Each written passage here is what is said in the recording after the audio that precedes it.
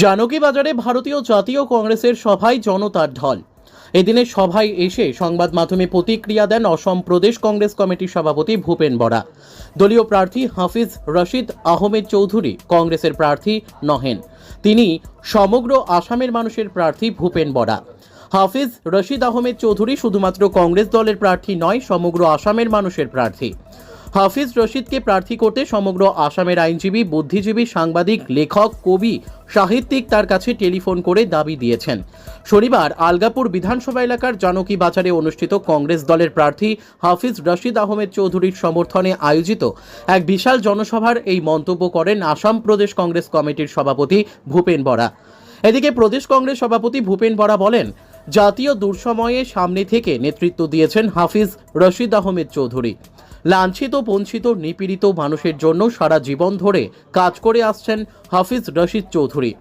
এদিনের সভায় অন্যান্যদের মধ্যে উপস্থিত ছিলেন কাঠিগড়ার বিধায়ক খলিল উদ্দিন মজুমদার, প্রাক্তন উপাধ্যক্ষ আমিনুল হক লস্কর, প্রাক্তন বিধায়ক সেলিম উদ্দিন বড় ভূঁইয়া, জেলা কংগ্রেসের সভাপতি শামসুদ্দিন বড় লস্কর, জেলা কংগ্রেসের সাংগঠনিক সাধারণ সম্পাদক মনোজ মোহন দেব প্রমুখ। Bureau report.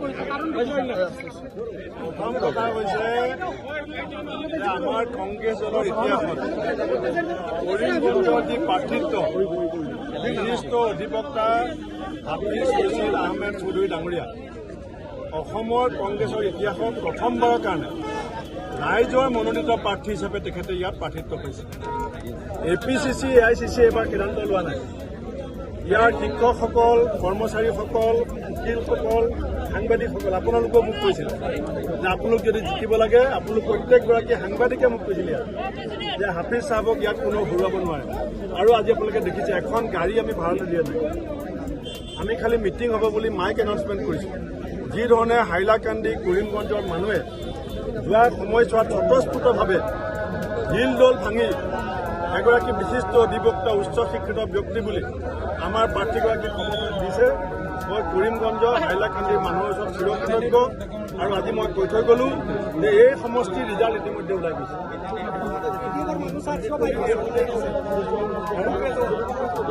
একো নহয়, যেতিয়া ৰাইজে হৈছে গণতন্ত্ৰৰ ভাগ্য বিধাতা। কোনোবা এজন দুজন ব্যক্তিৰ ভাল পোৱা, বেয়া পোৱাৰ কাৰণে এতিয়া কৰিমগঞ্জৰ যি সিদ্ধান্ত সেয়া বদলি নহয়। কৰিমগঞ্জৰ যিজন প্ৰাৰ্থী সেইজন অসমৰ মানুহৰ পচন্দৰ প্ৰাৰ্থী।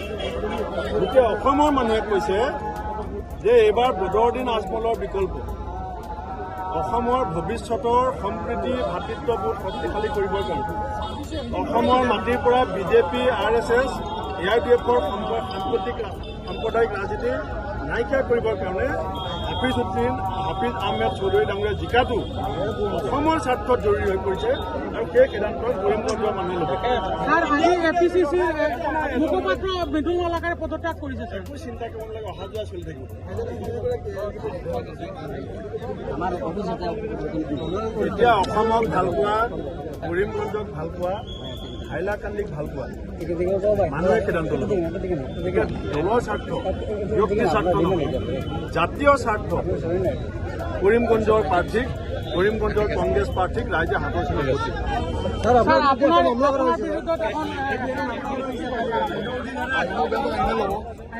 আপুনি যিহেতু আইনৰ এজন